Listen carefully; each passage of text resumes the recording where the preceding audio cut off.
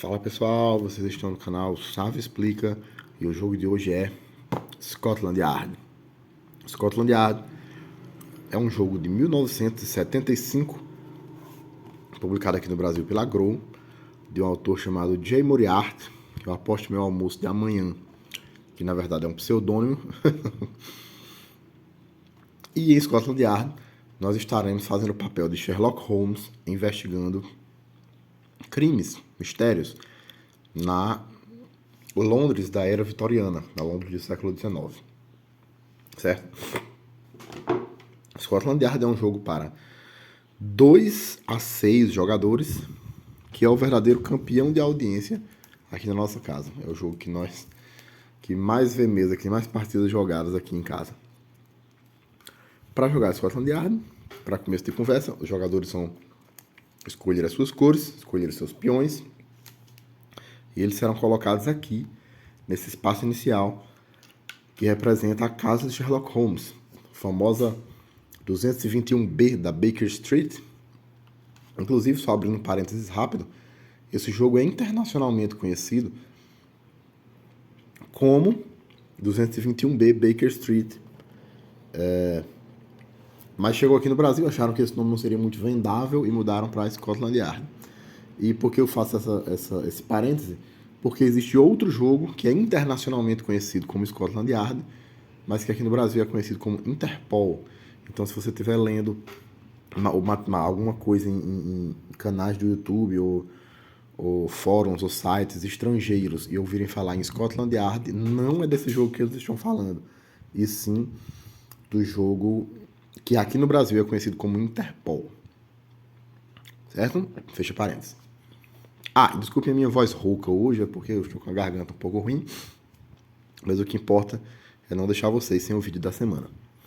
Pois bem, cada jogador irá escolher a sua cor, escolher o seu peão, irá receber uma chave e um distintivo. Cada jogador recebe um conjunto de chave e distintivo, vocês já vão entender para que eles servem. As chaves e distintivos restantes ficam aqui no espaço do chaveiro e no espaço da Scotland Yard, respectivamente. Os jogadores então vão escolher qual é o caso que eles irão investigar. Eles podem escolher de comum acordo, podem fazer um sorteio, da maneira que acharem melhor. Aqui em casa, por exemplo, a gente está jogando todos eles em ordem, certo? Do 1 ao 60 a gente vai jogando. Inclusive, quando eu era criança, eu me lembro que a caixa vinha com 100 casos. Não sei o que foi que eles fizeram com os outros 40. Enfim, escolhe-se o caso. E o caso é uma historinha, um caos, né? É um conto baseado nas histórias de Sherlock Holmes, que se passa lá sempre na Inglaterra do século XIX, da época vitoriana. E nele sempre vai haver algum crime, algum mistério, um roubo, um assassinato, um desaparecimento, alguma coisa assim, que os jogadores, fazendo o papel de Sherlock Holmes, deverão investigar. Então nós pegamos aqui, por exemplo, caso 31, o caso da lista do repórter. Esse caso vai ser lido em voz alta por algum jogador. E no final sempre vão haver as questões. O que é que os jogadores devem descobrir? E varia de 2 a 6 questões. Por exemplo, se for um assassinato, o mais comum é descobrir quem foi o culpado, qual foi a arma utilizada e qual foi o motivo. Mas se for um roubo, por exemplo, pode ser quem foi o culpado, onde os objetos do roubo estão escondidos, como o culpado fez para entrar no determinado local onde o roubo aconteceu. Enfim, tem questão para todo tipo. Como eu disse, existem desde casos que perguntam apenas 2 questões até casos que perguntam 6, que é o número máximo. Nesse caso aqui, se a câmera do celular ajudar, vocês verão quem matou o jornalista, a arma e o motivo. Então, uma vez lido o caso, para todos os jogadores, pega-se o caderno de pistas. Você tem aqui 3 cadernos. Um para os casos que vão de 1 a 20, outro para 21 a 40 e o último para 41 a 60. Nesse caso seria 21 a 40, né? Caso 31. O caso fica aqui ao lado, os jogadores podem relê-lo e consultá-lo a qualquer momento da partida, certo? Escolhe o seu primeiro jogador, pelo método que você achar melhor. Pode estar jogando dados, né? Afinal de contas é um jogo que tem dados. E cada jogador, na sua vez, irá rolar o dado, andar com o seu peão pelo tabuleiro. Terei aqui um 6. 1, 2, 3, 4, 5, 6. E por meio dessa andança, ele vai entrar nos diferentes espaços da cidade para coletar as pistas.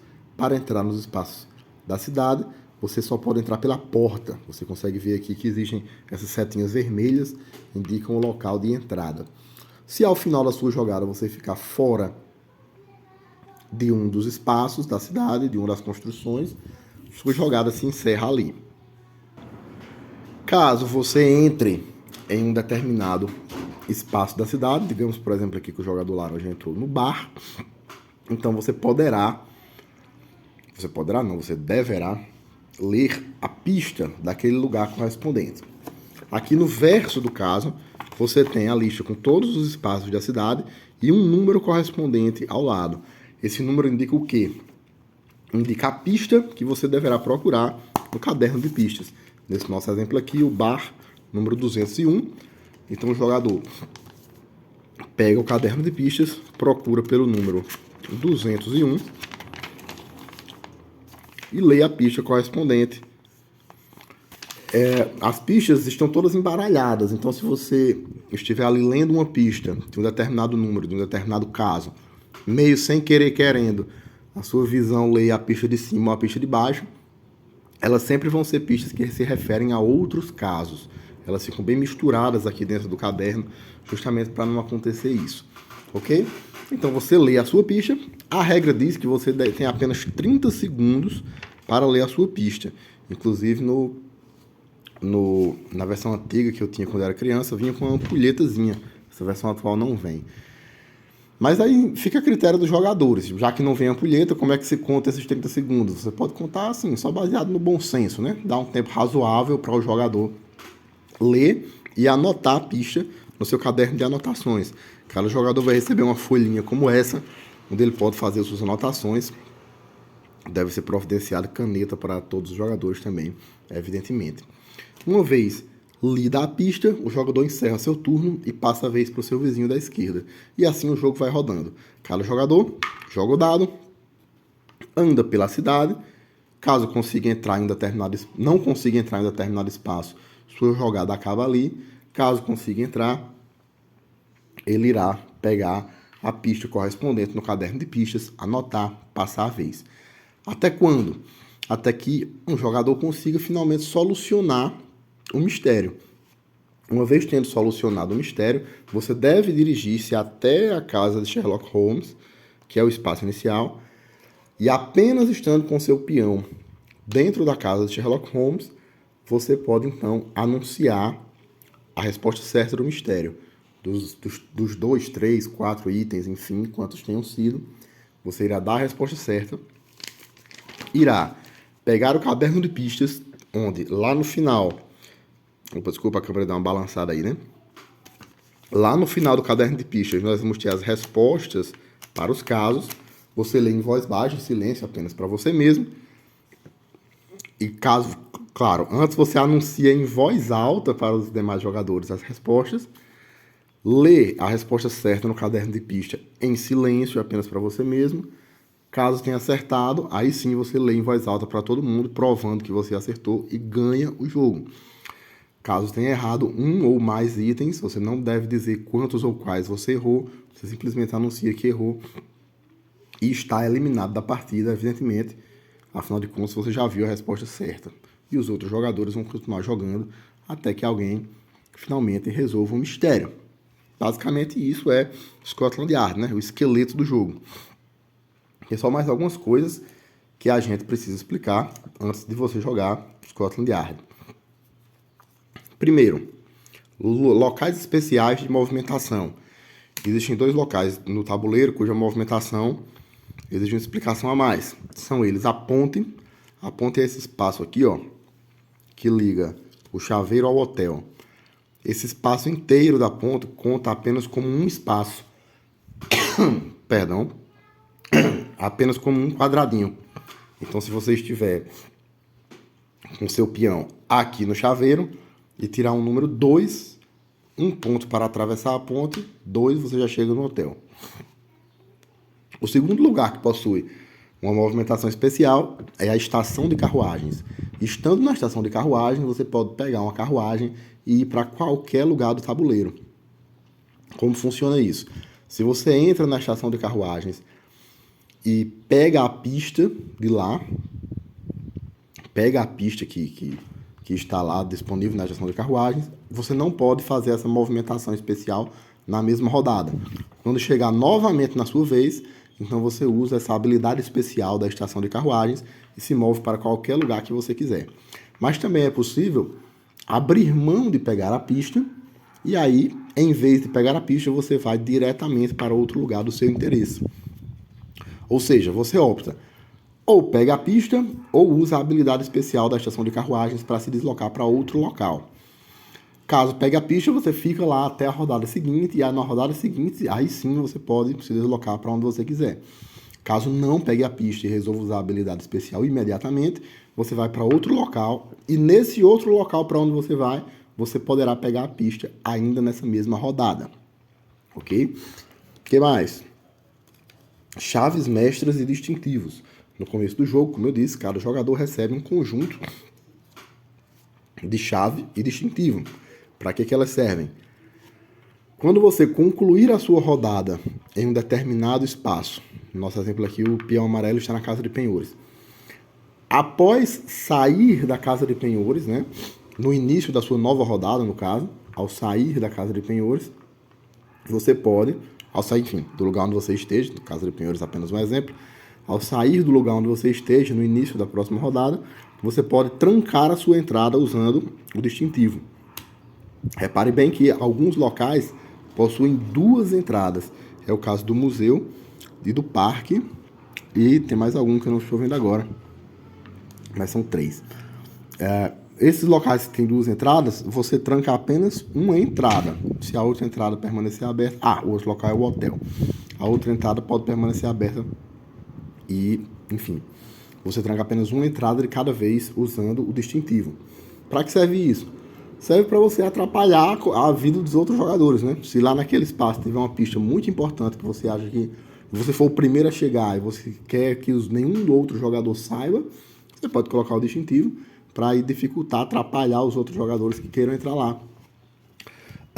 Ou então, às vezes, até para blefar. Às vezes lá tem uma pista que nem é tão importante assim. Você, baseado em outras pistas que pegou, você já sabe que aquela pista não é importante. No entanto, você pode botar o distintivo para blefar, para fazer os outros jogadores pensarem que lá tem uma pista importante, então todo mundo correr para lá, meio que despistando. E o Ventania está jogando com os cadernos aqui. E o que é que se pode fazer para entrar em uma construção, em um espaço da cidade que esteja trancado pelo distintivo de outro jogador? Você usa a sua chave. Então, o jogador que tem a sua chave usa a chave para entrar no espaço que está trancado. O distintivo vai lá para a Scotland Yard e a chave vem aqui para o chaveiro. Aqui. A chave utilizada. O espaço então está destrancado, os jogadores podem voltar a entrar lá. Caso você não tenha mais a sua chave ou o seu distintivo porque já utilizou, você pode adquirir um novo. Como? Adquire-se um novo distintivo em The Scotland Yard. Né? Você pega a sua pista lá normalmente e na mesma rodada você pega um distintivo para você e adquire-se uma nova chave, vindo aqui ao chaveiro, também do mesmo jeito. Você pega a sua pista normalmente e, além disso, ganha uma chave. Não se pode ter mais do que uma chave ou mais do que um distintivo ao mesmo tempo. Então você só vai poder ir lá na Scotland Yard pegar um novo distintivo caso você já tenha gastado o seu. É óbvio, você pode entrar lá só para pegar a pista normalmente, né? E não pegar um novo distintivo. É óbvio. Mas você não pode ficar com 2 distintivos ao mesmo tempo. E, por motivos óbvios, não é permitido usar o distintivo para trancar nem a Scotland Yard, nem o chaveiro. Só mais 2 coisas. Primeiro, como eu disse, a regra diz que você tem apenas 30 segundos para coletar a pista. Caso você não anote, ou não lembre direito, ou não leu direito, leu rápido demais e ficou com aquela pulga atrás da orelha, e quiser ler novamente a mesma pista de um local onde você já foi, você precisa entrar novamente naquele local. Então, por exemplo, eu saí aqui do bar, andei aqui, vi uma outra pista aqui na farmácia, e aí me caiu aquela ficha. O que foi que eu vi no bar mesmo? Tem alguma coisa a ver aqui que eu não estou me lembrando. Você tem que usar novamente os dados para voltar para o bar, para ler novamente a pista lá. Você não pode, simplesmente considerando que já entrou lá uma vez, já leu a pista, pegar o caderno e ler de novo. Isso na teoria. Na prática, bem, aqui em casa pelo menos a gente dá essa colher de chá um para o outro. Como sempre jogamos apenas eu e a minha esposa, a gente costuma dar essa colher de chá um para o outro e permitir que o jogador releia uma pista de um lugar onde ele já foi anteriormente. Mas essa não é a regra oficial, né? São regras da casa. A regra oficial é que para você reler uma pista, você tem que usar os dados para andar pelo tabuleiro e voltar novamente para o local de onde você saiu. Por último, para finalizar, vamos só explicar as pistas. Existem 2 tipos diferentes de pista que ajudam o jogador a solucionar o caso. Primeiro são pistas circunstanciais, pistas que simplesmente dizem alguma coisa a respeito do caso. Fulano de tal foi visto na noite anterior ao crime andando com a bengala na mão. Enfim, alguma informação que você vai juntando as peças de quebra-cabeça na sua linha de raciocínio e vai lhe ajudar a desvendar o caso. Mas existem também as pistas em formato de charada. Essas são as que confundem um pouco mais a cabeça de quem vai jogar pela primeira vez.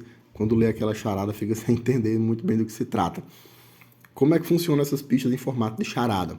Você vai ter uma ou mais charadas, cujas respostas juntas formam a resposta para o mistério. Então, como é que você vai encontrar lá no caderninho? Como é que vai estar escrito aqui no caderno de pistas? Vai ter, por exemplo, pista do motivo, 2 partes. Parte 1. O que quer dizer isso? Quer dizer que a pista, a resposta para o motivo do crime está dividida em 2 partes. Cada uma dessas partes está em locais diferentes do tabuleiro, né? Você vai ter que sair andando para encontrar. E aquela parte que você está lendo naquele momento é a primeira parte. Então, em outro lugar vai ter uma outra pista onde vai estar escrito pista do motivo, 2 partes, parte 2. Né? Então, pista da arma, 3 partes, parte 1. Pista do assassino, 4 partes, parte 3. Então, é isso que isso quer dizer. Que a resposta para a charada, a resposta para o enigma, está dividida no número X de partes, e essas partes têm uma ordem correta. E aquela pista específica que você está lendo naquele momento é a parte 1, ou é a parte 2, ou é a parte 3, de acordo com o que estiver escrito lá. Então vai estar escrito dessa forma, e logo em seguida vai ter uma charada. E a resposta para essa charada são as peças que você vai juntando para montar e formar a resposta. Ficou confuso? Vamos dar um exemplo aqui que o próprio livro de regras traz. Para não dar um exemplo de algum caso concreto, que aí daria spoiler, vamos dar um exemplo que o próprio livro de regras traz. Ele traz um exemplo aqui, onde hipoteticamente eu poderia ter pista para o assassino, 4 partes. Eu acho que a câmera do celular não vai ajudar muito, mas eu vou lendo aqui para vocês. Pista para o assassino, 4 partes, parte 1, grande porção de água salgada. Em um outro local do tabuleiro, haveria uma outra pista escrita.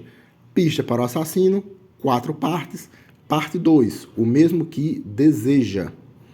Em um outro local, nós teríamos pista para o assassino, parte 3, o oposto de pobre. E por fim, em outro local, nós teríamos pista para o assassino, parte 4, aquilo que se ouve. E aí você teria que juntar as respostas dessas charadas. Então, parte 1, grande porção de água salgada, mar. Parte 2, o mesmo que deseja, quer.